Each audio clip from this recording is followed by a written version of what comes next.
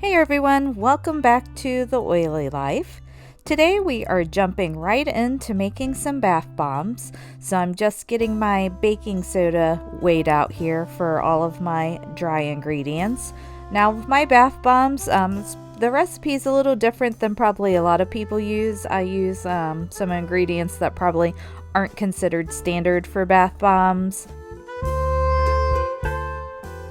So in addition to the baking soda, I also use kaolin clay, which kind of gives the water a nice slip feel. And I also use goat milk powder. I use the goat milk powder instead of SLSA. I just like the ingredient better, and the goat milk does help with lather and bubbles, so you're still going to get a nice bubbly bath bomb. And SLSA, it's not a bad ingredient. It's just that when you're making products, it can be difficult to work with, and that's kind of where you have to be the most careful with it, because it can be a lung irritant just because it's such a fine powder. So I just prefer to use the goat milk powder. I don't have to mess with any of that, and it still gives all those nice bubbles, and it just feels really good in the bath water. And once I have my kaolin clay, my goat milk powder, and my baking soda all in my bowl, I go through and I break up any lumps with my hands first. And then, I don't think I showed this part, but I do go back through and then I sift it through a strainer as well. I find with bath bombs, more so than shower steamers, you really do want to sift it because it just kind of gives it a lighter feel, and you don't have any sort of clumps in there, and it kind of helps with the bath bomb floating. So I always do try to just break it up really good with my hands first and then sift it.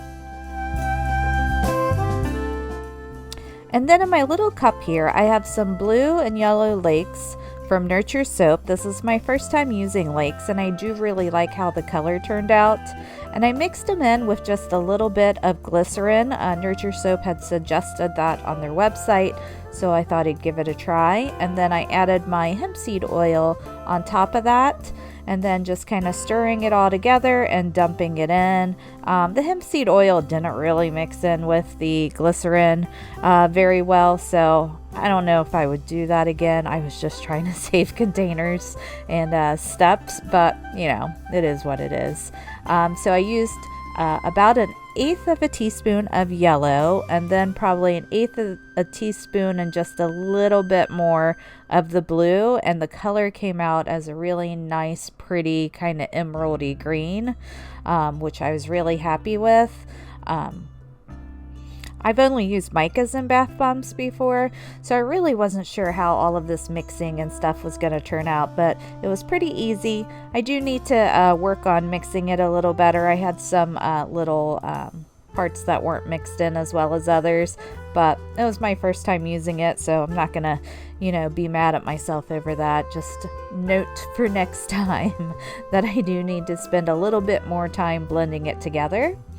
And now that I have the hemp seed oil in there and the colorant, I'm adding in a little bit of witch hazel.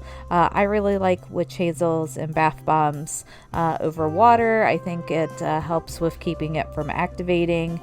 So I really prefer to use witch hazel over water. In my shower steamers, I use isopropyl alcohol, which that would probably work here too. I haven't tried it in this recipe, but I can't imagine that it wouldn't work. And then next we're just going to get our essential oils measured out. I did eucalyptus and peppermint for this bath bomb. I think that's such a great combination and really good, just for kind of that spa-like feel and opening up your senses, clearing up your head if you have anything going on there. So that's the combination of essential oils I'm using for this bath bomb.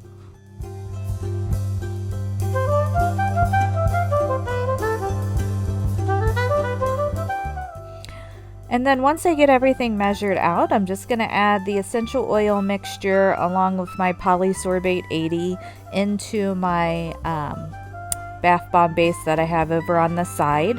You do, if you're doing bath bombs, want to use something like polysorbate 80 not only because it helps with cleanup after someone uses your bath bomb. It basically pulls everything to the side so it makes like a ring around the tub and you can wipe it off easier, but it's also a safety thing. That way, you know, someone's not standing up in like a really oily base and slips while they're in the bathtub or anything like that. So definitely suggest putting polysorbate 80 in all of your bath bombs, but I would say it's kind of a must if you're going to sell them. And then I'm just going to pour in the essential oil mixture and the polysorbate 80, and then we're going to go get it started mixing on my stand mixer. And while that mixes away off on the stand mixer, I go ahead and get my citric acid measured out. I like to put my citric acid in last, just because it's good just to let everything else mix together, get all those liquids mixed in before you're adding in what is the activating agent basically in the bath bomb. So I always put it in last. I usually let the rest of the mixture go for probably 5 to 7 minutes on my stand mixer before I go ahead and add in the citric acid. And here's what it looks like after I've added in the citric acid, and then I let it go for another probably 5 minutes on the stand mixer. I did the little squeeze test. You could see that it was staying clumped together. So then I know that the mixture is ready for me to make bath bombs in. And wasn't that just the most amazing color? I was amazed at how vibrant the color was with using just such a small amount. So definitely will continue to use the lakes in my bath bombs. And then I use a mooncake press for forming the bath bombs. I'm just putting some gold glitter in the bottom, and you can see it's kind of going everywhere, but that's how it works with glitter. And then I'm just going to go ahead and fill up my mold here. I tend to fill it up loosely until I get to the top, and then I really pack it in. I used to think it was better to pack it in just right from the get-go, but as I've made more bath bombs and shower steamers using the mooncake presses, I found that you kind of want it to be loose and fluffy until you get to the end, and then you kind of pack it in, and that helps it release from the mold cleaner.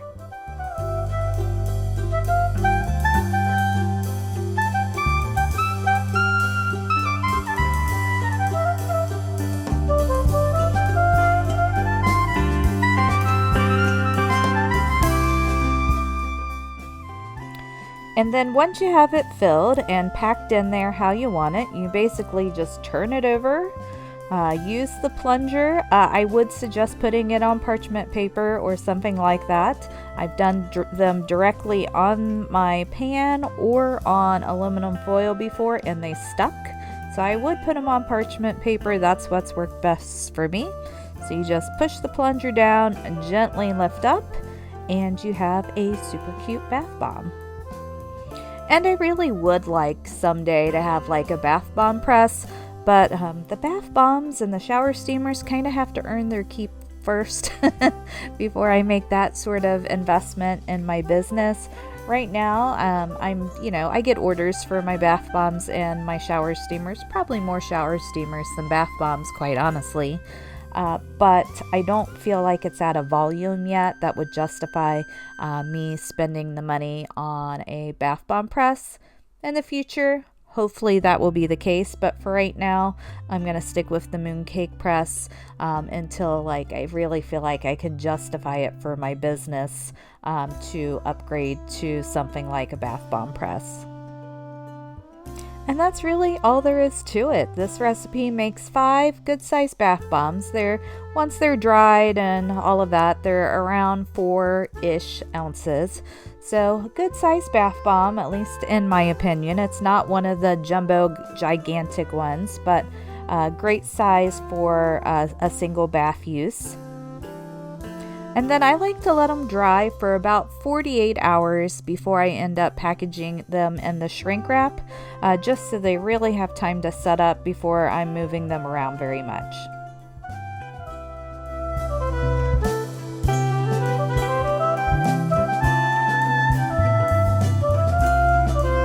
And here's how the bath bombs turned out. Let me bring it a little closer for you. So overall, really happy with how it turned out. Now I will say, at least with my experience with the moon press mold, you know, they're not always perfect. I still think you can still see the scallops and the design on it, but you will get some variance in just how much of the design actually shows.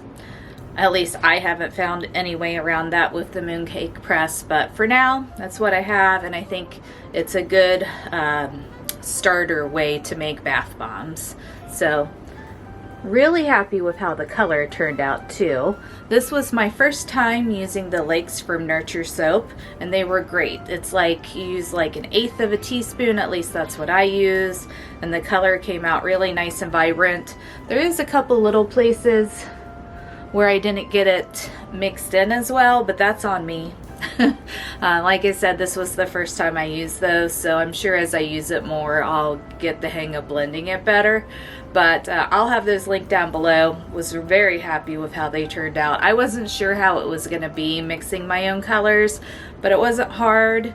You know, you just have to know what makes what. So this was blue and yellow lake to make green. So you got to go back to your preschool days a little bit, but overall it was super easy to use. So I hope you enjoyed seeing me make these bath bombs today. If you have any questions or comments, you can leave them down below. I try to get back to everyone who leaves a question for me or a comment, so definitely if you have any, just put them down in the comment section and I'll get back with you. Take care, and I'll catch you in my next video. Bye.